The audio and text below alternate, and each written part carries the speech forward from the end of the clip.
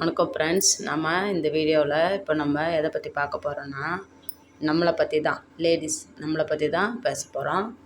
நம்ம நினச்சா நம்மளால் சாதிக்கவும் முடியும். நம்ம நினச்சா நம்மளால் சோம்பேறியாகவும் இருக்க முடியும். ஆனால் நம்ம சோம்பேறியாக இருக்கிறதுனால தான் நம்ம சாதித்து நம்ம பேர் இந்த ஊருக்கோ இல்லை நம்ம இப்போ யூடியூப்பில் நம்ம வீடியோ போடுறோம் இதுலேயோ இது மாதிரி நம்ம பேர் நல்லபடியாக வரணும் அப்படின்றதும் நம்ம கையில் தான் இருக்குது. இல்லை நம்ம பேர் நம்ம தெரு வரைக்குமே நம்ம பேர் தெரிஞ்சால் போதும் அப்படின்னு நினைக்கிறது நம்ம கையில் தான் இருக்குது. இது எல்லாமே நம்ம மனசில் எடுத்துக்கிட்டு தான் நம்ம ஒவ்வொரு நாளும் நம்ம யோசிச்சு தான் நம்ம செய்யணும். ஏன்னா அப்படி இருக்கும்போது தான் நம்மளால் நம்ம நினைக்கிறத நம்மளால் சாதிக்க முடியும். ஏன்னா நிறைய பேர் பார்க்குறேன் நான், நமக்கு இந்த தொழில் தெரியுது, அவங்களுக்கு நல்லாவே தைக்கிறாங்க. ஆனால் அவங்களுக்கு இது மாதிரி யூடியூப்பில் ஒரு வீடியோ போடணும் அப்படின்னு தெரியல நிறைய பேருக்கு. ஏன்னா இது சம்பாதிக்கிறது அப்படின்றது அது செகண்டு தான். ஃபஸ்ட்டு என்னென்னா நமக்குள்ள திறமையை 4 பேருக்கு சொல்லிக் கொடுக்கணும். அதனால் 4 பேர் கற்றுக்கிட்டு இவங்க கற்றுக் கொடுக்குற ஸ்டைலில் நமக்கு ஈஸியாக புரியுது அப்படின்றதும் நிறைய பேர் போடுறாங்க வீடியோ. இன்னும் ஒரு சில பேர் என்ன பண்ணுறாங்கன்னா மோட்டிவேஷன் ஸ்பீச் மட்டும் சொல்கிறாங்க. இன்னும் ஒரு சில பேர்லாம் நான் பார்க்குறேன், நான் நிறையா பேர் சப்ஸ்கிரைப் பண்ணி வச்சுருக்கிறேன், அவங்களே பார்க்குறேன். இன்னும் சில பேர்லாம் எப்படி பண்ணுறாங்கன்னா, யூடியூப்பில் சேனல் ஓப்பன் பண்ணியிருக்காங்க, டைலரிங் தான் போட்டிருக்காங்க. ஆனால் அவங்க சமையல், வீட்டு ஓன் யூஸ் எல்லாமே அதில் போட்டிருக்காங்க. அது மாதிரி இருக்குது. ஆனால் நம்ம ஏன்னா புரியுதுங்களா நான் ஏன் இதெல்லாம் சொல்கிறேன்னு. ஏன்னா இன்றைக்கி பெண்கள் என்னால் இந்த ஒரு விஷயத்த தான் சாதிக்க முடியும் அப்படின்னு இல்லை, என்னால் சாதிக்க முடியுன்றத நம்ம எப்படி சொல்கிறது, ஒரு நொடிக்கு நொடி நம்மளால் யோசித்து நம்ம செஞ்சுக்கிட்டே தான் இருக்கோம். அதுலேருந்து நம்ம என்றைக்குமே பின்வாங்கவே இல்லை. அதனால் என்றைக்குமே தளர்ந்து போயிடாதீங்க. இன்றைக்கி ஹஸ்பண்ட் இருந்து பார்த்துருக்குறவங்க லேடி கொஞ்சம் பேர் இருக்கலாம். இல்லை இந்த மாதிரி ஹஸ்பண்ட் இல்லை, நான் மட்டும்தான் ஓனாக இருக்கிறேன், நான் மட்டும்தான் அந்த தொழிலை தேர்ந்தெடுத்து இந்த வருமானம் தான் என்னுடைய குடும்பத்துக்கே ஒரு ஊன்றுகோலாக இருக்குது அப்படின்ற மாதிரி பார்க்குற பெண்களும் இருக்கலாம்.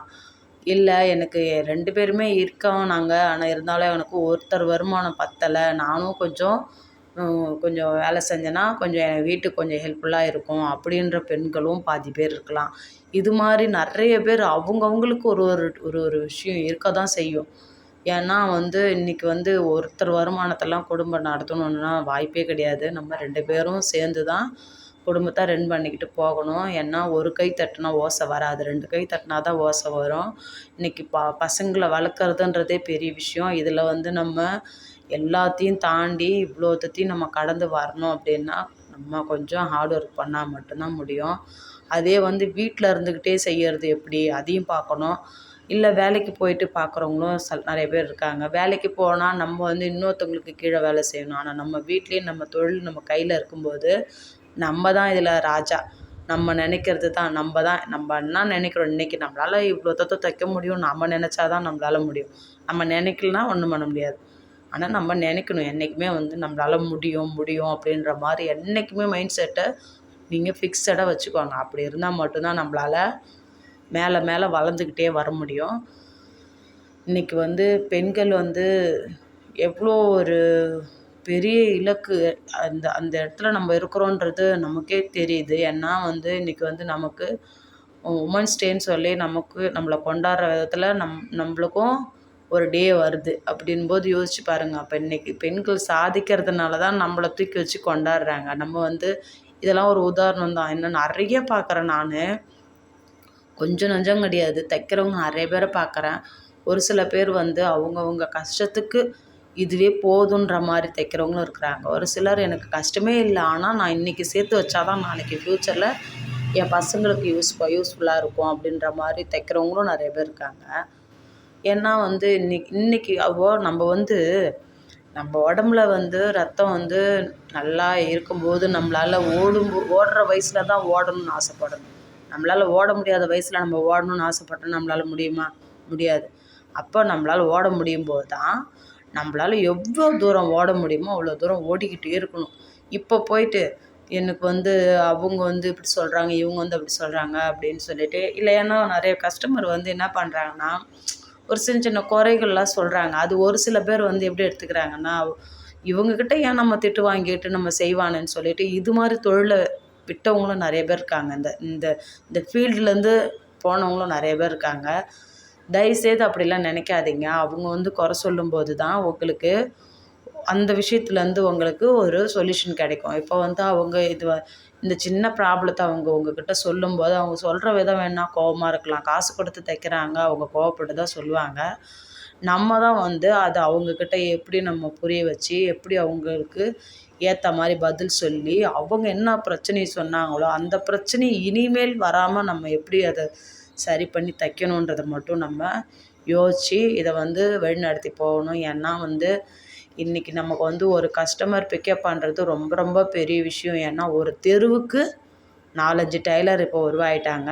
நம்ம யோசிக்கிற மாதிரி தானே. இப்போ நம்ம வந்து வீட்டில் இருந்து நம்ம வீட்டுக்கு ஒரு ஹெல்ப்ஃபுல்லாக இருக்கணும் அப்படின்னு சொல்லிட்டு நாம் நினைக்கிற மாதிரி தானே அவங்களும் நினைப்பாங்க. அதனால் வந்து நம்ம வந்து அவங்களுடைய கஸ்டமரை எடுத்துக்கல, நம்ம கஸ்டமரை நம்ம வந்து நம்மக்கிட்டே வச்சுக்கணும், தக்க வச்சுக்கணும் அப்படின்றத மட்டும் நம்ம என்றைக்குமே மைண்டில் வச்சுக்கோங்க. ஏன்னா ஒரு கஸ்டமரை நம்ம மிஸ் பண்ணிட்டாலும் திரும்ப வந்து நமக்கு வருவாங்களான்னு கேட்டால் கொஞ்சம் கஷ்டம்தான். ஏன்னா அவங்க வந்து அதை விட பெஸ்ட்டாக நம்மளை விட பெஸ்ட்டாக அவங்க கொடுக்க ஆரம்பிச்சிட்டாங்கன்னா அப்போ நம்மக்கிட்ட வரமாட்டாங்க, அவங்கக்கிட்ட தான் போவாங்க. அதனால் நம்ம கஸ்டமரை என்றைக்குமே வந்து மனசு நோகிற மாதிரி நம்ம வச்சுக்கவே கூடாது. நமக்கு மெயினாக நம்ம இந்த ஃபீல்டில் வந்து நிலச்சி இருக்கணும். நமக்கு கஸ்டமர் வந்து நல்ல ஃபீட்பேக் கொடுக்கணும். அப்போ அந்த ஃபீட்பேக் கொடுக்குற அளவுக்கு நம்ம வழி நடத்திக்கிட்டு போகணும். அப்போ அதனால் முடிஞ்ச வரைக்கும் நீங்கள் கஸ்டமரை நமக்கு நம்மளை வந்து அவங்க புரிஞ்சுக்கிற மாதிரியும் நம்ம தான் வச்சு பார்த்துக்கணும். ஏன்னா வந்து இன்னைக்கு இருக்கிற காலகட்டத்தில் ஒருத்தர் வருமானம்லாம் இந்த குடும்பத்துக்கெல்லாம் போதுமானு கேட்டால் முடியாது. இன்றைக்கி எனக்கே பாருங்கள் 3 பசங்க அப்புறம் மாமனார் இருக்காங்க, நான் எங்கள் வீட்டுக்காரரு. இப்போ மொத்தமே எங்கள் வீட்டில் 6 பேர் இருக்கோம். 6 பேருக்கு இப்போ ஒருத்தர் வருமானத்தில் அவங்க படிக்க வைக்கிறத பார்ப்பாங்களா, இல்லை வந்து பசங்க சாப்பாட்டுக்கு பார்ப்பாங்களா, இது இல்லாமல் லோன் இருக்குது, அப்புறம் எவ்வளோ இருக்குது, பசங்க ஹாஸ்பிட்டல் செலவு இதெல்லாம் இருக்குது. ஒருத்தர் வருமானத்தில் எப்படி நம்ம வந்து மேனேஜ் பண்ணி போயிட்டுருக்க முடியும்?